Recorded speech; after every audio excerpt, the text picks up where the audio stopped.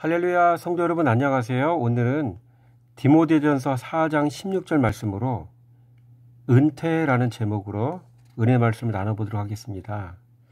여러분, 최근에 우리 교회에서는 장로님들 은퇴식이 있었습니다. 지방에 하면서. 그때 이게 은퇴식에 참여하면서 여러 가지 것들을 한번 생각해 보았습니다. 은퇴를 주님은 어떻게 보실까? 우리 신앙인들은 이 은퇴를 어떻게 생각해야 될 것인가? 이런 것들을 한번 생각해 보게 되었습니다. 여러분, 제가 내린 결론이 이겁니다. 교회 안에는 은퇴가 있어도 신앙의 세계는 은퇴가 없다는 겁니다.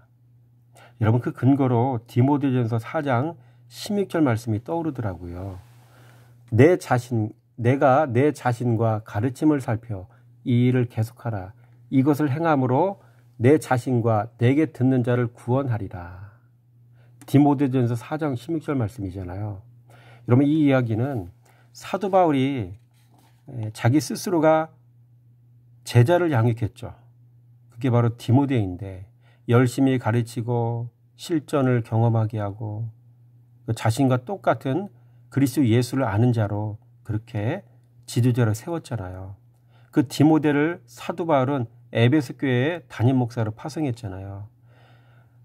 파송을 해서 거기서 끝난 것이 아니라 계속해서 그에게 관심을 갖고 그에게 권면하고 그에게 방향을 제시하고 그를 다시 촉구하고 이런 일들을 계속하는 과정 속에서 오늘 본문의 말씀이 이 디모데에게 전해지게 되어진 이제 그 이유가 되는 것이죠. 여러분, 목사는 끊임없이 가르쳐야 하고요. 성도는 끊임없이 배워야 합니다. 그렇죠? 그래서 디모데 네가 너 자신과 가르침을 살펴. 이런 목회자는요, 말씀을 통해 자기 자신을 먼저 살펴야 돼요. 나를 살피지 않으면 어느 순간 자기 자신이 변질되는 걸 발견하게 됩니다. 그렇죠? 사울왕 보세요. 변질됐는데 자기 자신을 살피지 못했잖아요. 말씀 떠났는데 여전히 괜찮다고 생각하고 자기 자신은 의롭다고 생각하고 자기가 하는 건 다 맞다고 생각하고 자가당착에 빠졌잖아요. 그렇게 되는 거예요. 그러니까 말씀을 통해 자신을 살펴야 되고요. 그리고 자신이 가르치고 있는 그 가르침의 내용을 또 살펴봐야 돼요. 바르게 가르치고 있는가? 주님의 뜻인가?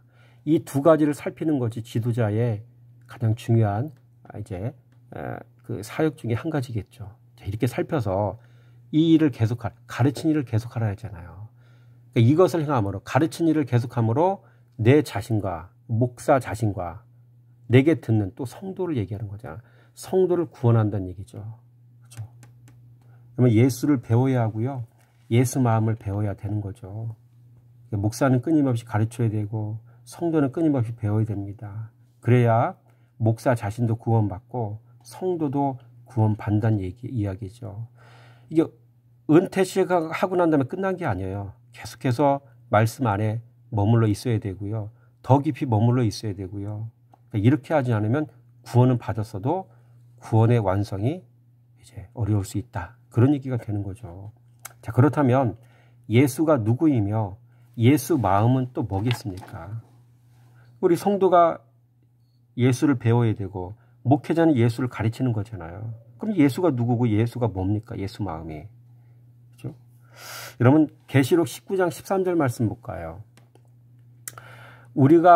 여기 또 그가 피 뿌린 옷을 입었는데 그 이름은 하나님의 말씀이라 칭하더라.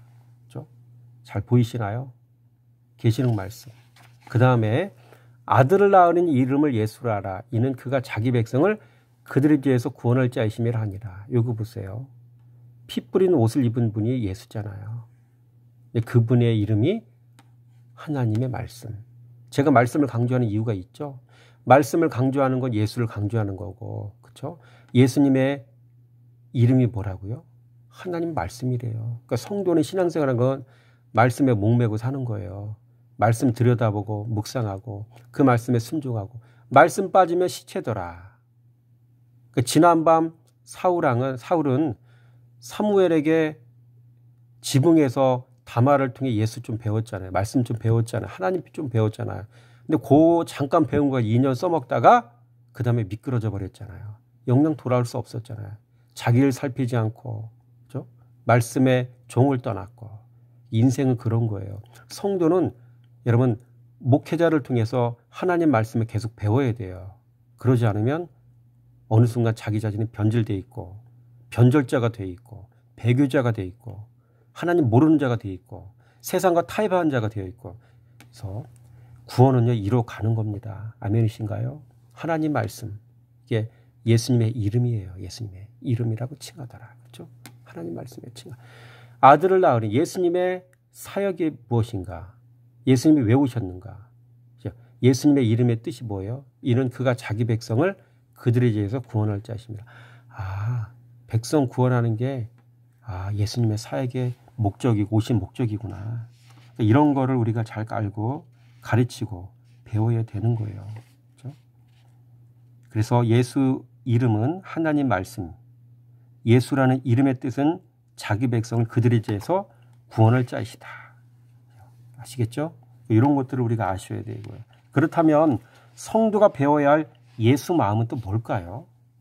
예수 마음도 좀 알아야 되잖아요. 그렇죠? 좀 올라가 볼게요. 읽어보세요. 너희 안에 이 마음을 품으라 곧 그리스도 예수의 마음이니. 이 시대는 예수는 있는데 예수 마음은 안 배웠어. 사람들이. 예수 마음을 어떻게 해야 돼요? 품으라고 배우라고 얘기하잖아요. 그렇죠? 그래서 여러분 예수 마음이 뭐예요? 온유, 겸손, 긍휼, 낮아짐, 희생, 섬김, 에스카토스. 그죠? 포도원 품꾼, 오후 5시에 부름받아 1시간 일하고도 하루 품삯 받아갔으니 얼마나 큰 축복이에요. 그죠? 덤으로 주는 축복이잖아요. 은혜잖아요. 사랑, 죽음. 요 모든 과정들을 예수의 이름을 알고 예수의 마음을 배우는 과정 속에서 이 모든 걸 우리 안에 다 하나 장착을 해야 돼요. 새겨 넣어야 된다고요. 우리의 인격과 우리의 삶을 통해서 그 모든 것들, 이 모든 것 다 녹아져 나와야 돼요. 우리의 지정의가 온유, 겸손, 긍휼, 낮아짐, 희생, 섬김, 에스카토스, 사랑, 죽음, 또 어린아이됨, 뭐 이런 것들이 되겠죠. 이런 것들이 다 우리의 지정의에 녹아져 나와 있어야 돼요. 언어도 그렇고 행실도 그렇고. 그렇죠?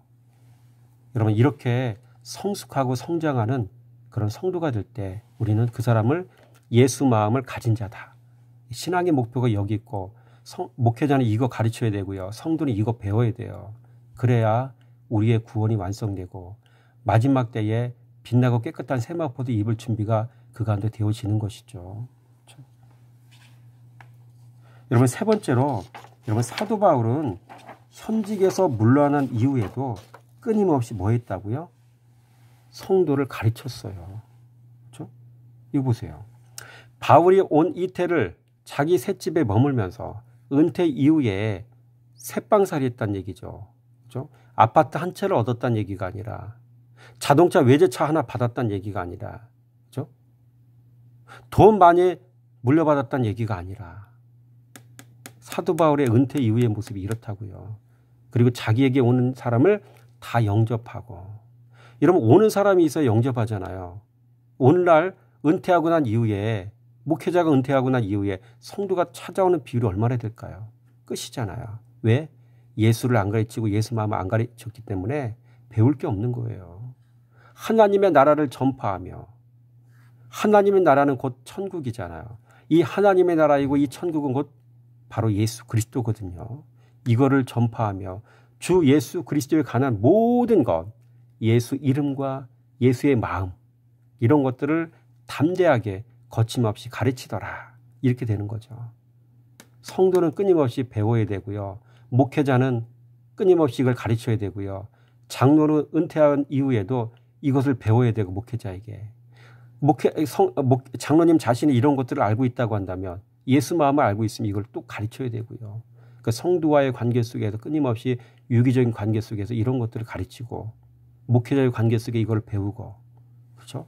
이런 성도가 되시기 바라고요. 그렇다면 사도 바울 은퇴 이후에 노후 생활은 무엇을 했을까요? 셋집에 살았잖아요. 여러분 하나님은 바울이 쓸 것을 바울에게서 그리스도를 배운 성도를 통해서 채워주셨습니다. 그렇죠? 그래서 바울이 성도에게 그리스도를 가르치면 성도는 그 바울에게 먹을 것과 입을 것으로 섬겼어요. 지도자 바울은 말씀으로 성도 섬기고 성도는 자신들에게 예수 마음을 가르쳐준 지도자 바울을 육의 양식으로 또 섬기고 기브 앤 테이크의 관계가 되어졌잖아요. 그렇죠?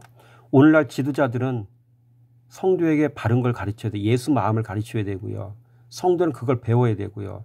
그래서 인격이 변하고 삶이 변하고 가치관이 변해서 주님께서 복 주실 만한 인생이 되어서 하는 삶마다 잘 되고 가정의 평안이 있고 자녀들이 축복받고 너무나 감사해서 주의 종들을 나를 이렇게 가르쳐주고 지도해준 주의 종을 섬기는 모습들이 가장 아름다운 모습인 거죠.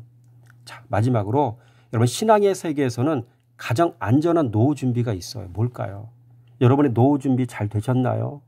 집, 두둑한 잔고, 잘 나가는 여러분의 자녀. 여러분 노후 준비가 그런 건가요? 여러분 가장 안전한 노후 준비는요. 순교입니다. 사도 바울도 순교. 나머지 예수님의 제자들도 하나하나 다 순교했거든요. 가장 안전한 노후 준비는 순교입니다. 말씀으로 나를 부인하는 게 가장 안전한 노후 준비입니다. 말씀으로 자기 부인한 일이 가장 안전한 노후 준비입니다. 가장 안전한 노후 준비는 지금 이 시간부터 하는 겁니다. 그러다 주님께서 부르실 때 주님 품에 안기는 것이 가장 큰 복이라는 사실을 기억하면서 여러분 자신의 노후 준비가 잘 되어 있는지 살펴보시고요. 예수를 배우고 부지런히 예수 마음도 배우고 그래서 온유, 겸손, 긍휼, 낮아짐, 희생, 섬김, 에스카토스 그리고 사랑과 죽음까지 열어가는 그런 은혜가 여러분들에게 있어져서 끊임없이 은퇴 이후에도 성도들이 찾아오고 성도의 관계가 아름다워지고 그래서 서로에게 예수를 가르치고 예수를 배우고 서로가 육의 것으로 나누고 섬기는 일들이 목회자의 삶과 또 은퇴한 장로님들의 삶과 여러분 노후의 인생을 사는 우리 모든 권사님들, 집사님들 모든 성도의 삶 속에 있어지기를 주님의 이름으로 축원함을 드립니다.